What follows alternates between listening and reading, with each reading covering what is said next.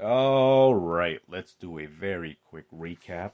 So, we're going to look into the Death Squad. We're going to finish the Death Squad episode, and I'm going to give you a very quick recap. I know it's a lot of information. So, let's finish this.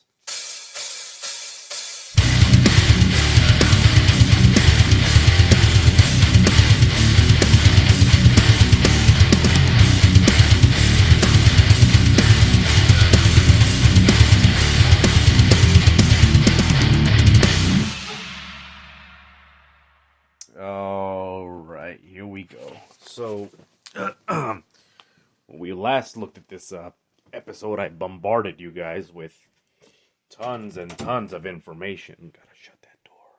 With tons and tons of information.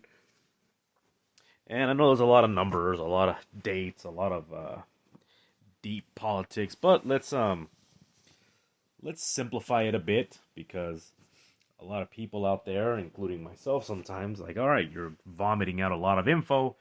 Just give me the the meat and the potatoes. So is that a saying? I think it is. But let's recap and kind of give an overview of what was going on. So here we go. The relationship between the CIA and El Salvador is complicated. The Central American country was controlled by military dictatorships from the 1930s through the Salvadoran Civil War that broke out in 1979. In a time between those years, the nation had experienced minor conflicts, civil unrest, human rights violation, and increased guerrilla activity that ultimately led to the turmoil and full-blown civil war that ran through the early 1990s.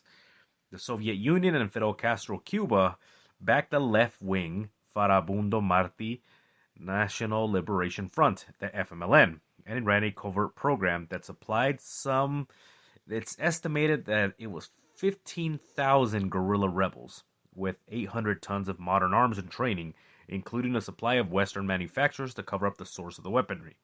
So, the guerrillas in 1980 had a variation of pistols, hunting rifles, and shotguns until the communist military intervention of January 1981. It supplied them with weapons arsenals of their own, like all kinds of modern stuff.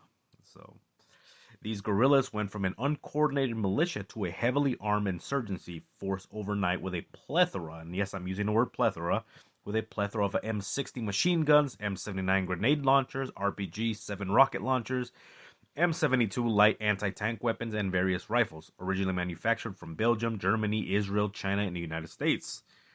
So when U.S. President Ronald Reagan assumed office in the same month of the guerrilla general offensive and communist military intervention, El Salvador became the target of the largest counterinsurgency campaign since the Vietnam War.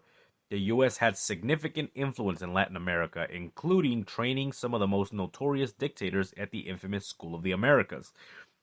One day we might do an episode on that, but I say we, it's just me. I might do an episode on the School of the Americas, but maybe not. Also known as the School of Coups. For 6 decades, some 65,000 soldiers, dictators, assassins, and mass murderers counted themselves the alumni of the school that was first created in Panama in 1946 to prevent the spread of communism in the Western Hemisphere. Among the more prominent alumni from El Salvador was, and you remember we covered this guy already, I think it was last episode, Roberto Davidson, a death squad leader who murdered thousands and gained the sadistic nickname of Blowtorch Bob. That's I'm gonna dwell another episode really deeply into that guy. That guy, trained by the CIA, expert torturer, all kinds of bad stuff. But let's continue. So, Blowtorch Bob for his methods of torture. Colonel Domingo Monterrosa, the first commander of Atlacatl, an elite paramilitary unit trained and equipped by advisors from the United States, also attended the school and was later fingered for directing the El Mozote massacre, the bloodiest slaying of guerrilla sympathizers in the entire Civil War. The U.S. The U.S. advisors had their hands tied. They trained and equipped El Salvadoran military forces, who in turn fought guerrilla factions. However, they also operated on their own at times and controlled the civilian populace through brutal violence, no matter the cost or human atrocities they committed. During a civil war that lasted nearly 2 decades, an estimate of 75,000 civilians were killed by government forces. The Reagan administration had secured a $4 billion financial and military aid package from El Salvador on the condition that they had to inform Congress every 6 months on the progress of improvement of human right conditions. So, the old, just keep me posted. I'll keep writing them checks. You guys know how it goes. So the Salvadorian military knew that we knew, and they knew when we covered up the truth. It was a clear signal that at minimum we tolerated this, said American Ambassador Robert E. White at the hearing of 1993. Representative Robert G. Torricelli of New Jersey, the Democratic chairman of the House of Subcommittee on Western Hemisphere Affairs, later commented, and I quote, "It is now clear that while the Reagan administration was certifying human rights progress in El Salvador, they knew the terrible truth that the Salvadoran military was engaged in a widespread campaign of terror and torture." End quote. The Reagan administration continued supporting the fight against the spread of communism in the region well into the early 1980s. While the CIA shifted its focus to Nicaragua, it was declared the source for weapons traveling across the border and safe haven for guerrilla fighters. And I quote, "President Reagan has authorized covert operations against the Central American nation of Nicaragua, which administration officials have charged is serving as the military command center and supply line to guerrillas in El Salvador." End quote. Wrote the Washington Post in 1982. The U.S. Army Special Forces had a regular contingent of 55 soldiers in El Salvador during the height of the Civil War, but the CIA had more leeway as their officers and contractors assumed unofficial covers attached to the U.S. Embassy, to be exact, the U.S. Embassy. The CIA operated the Ilopango Air Base. I know that place well. Ilopango Air Base, and it was critically important for the use of air power against the Salvador rebels as well as flying supply missions into Nicaragua, beginning in 1983.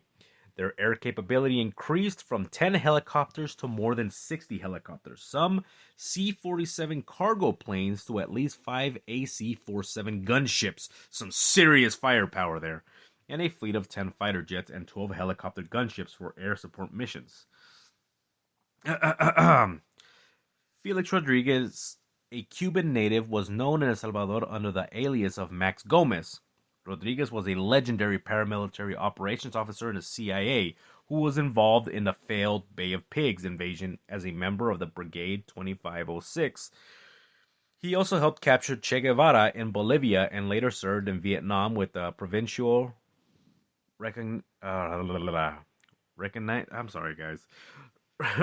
Reconnaissance Units, PRUs. Rodriguez went to El Salvador as a private citizen in 1985, motivated to continue fighting against communism. He taught Salvadorians treetop flying techniques from Huey helicopters like he did in Vietnam.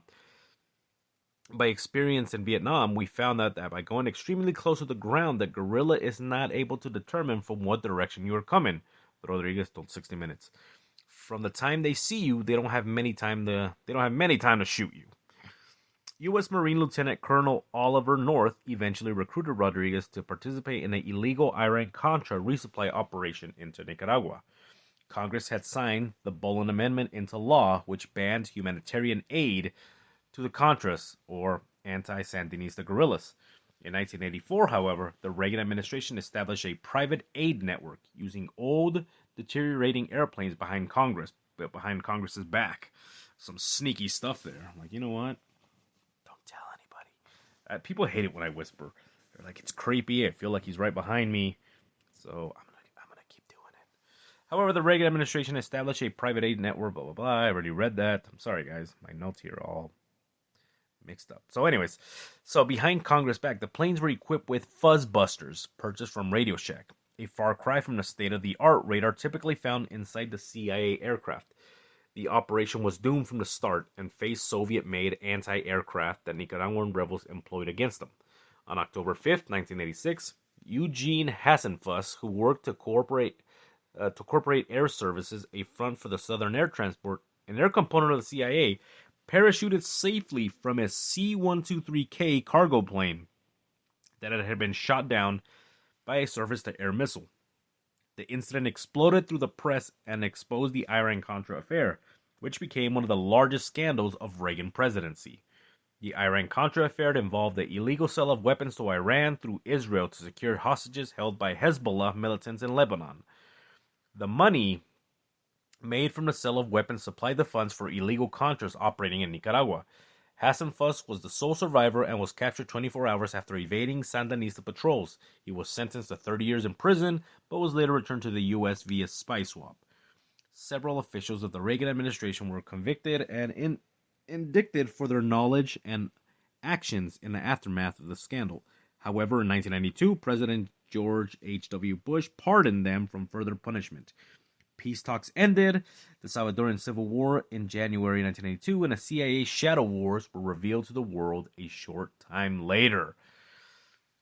So that is everything that we have been reading and studying on this show in a nutshell. So I'm probably going to go into further detail later. I'm just going to very quickly just get out some funner episodes. This is some really dark stuff, and normally I need a break after doing something like this.